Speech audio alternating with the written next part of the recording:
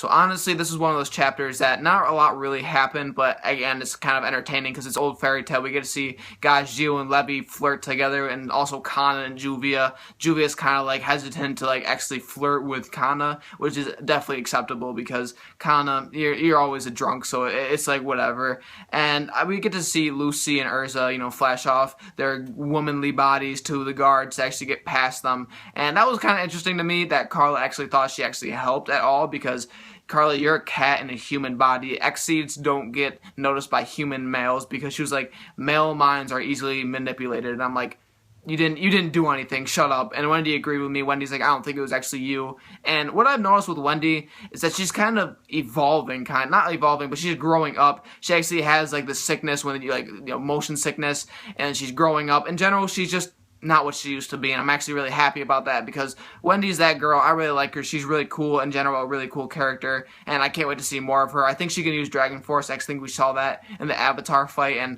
it's just sick. I want to see Wendy more. I also want to see Loxus. Part B of Fairy Tail, the Team B, is coming back together. Gajeel's looking for Loxus, and Loxus definitely is one of the coolest characters in Fairy Tail. He's definitely kind of on a different level than everybody else. He's super strong. He definitely has the capability of being a guild leader. I think he should have been it instead of Urza, but maybe he's just not interested. He doesn't want to be like Makarov in general. He doesn't want to follow in his footsteps, or he wants to be and just still feels like he needs to train to protect his friends like he wants to. So I don't know exactly what he's doing, but I can't wait to see him. I bet he looks sick after the time skip. Even though it was a year, he had to change somehow. Maybe his hair's longer, his scar's bigger, something like stupid like that. But obviously, he's not going to keep the changes because that's not what Hiro Mashima does. But it's whatever. I mean, it's cool. I still love Fairy Tail and all that, but I think he should keep the character designs the way they were because Natsu looked sick with the haircut, the long hair. But I'm not going to get on that subject because it's a really touchy subject in general. And then we got, the fighting, or Natsu just punching the shit out of this guard.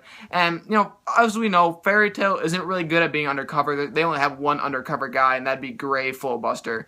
Gray Fullbuster is used to seeing people get killed. He's used to death. He's been in bad situations, and he's used to seeing all that. So he's amazing at undercover because he won't lash out at anything. But Natsu, he grew up really happy, but I mean, obviously Igneo left him. But other than that, he's not really accustomed to seeing death happen in front of him. And will he let it happen? That's a definite no, because when he was like, this guard was like to beat this kid up with a stick. I think he might have killed him or something. But Natsu had to jump in and punch him in the face, along with Urza. And Urza's backstory definitely comes into that because when she was a kid, obviously everybody knows she got beat, put to work, tortured.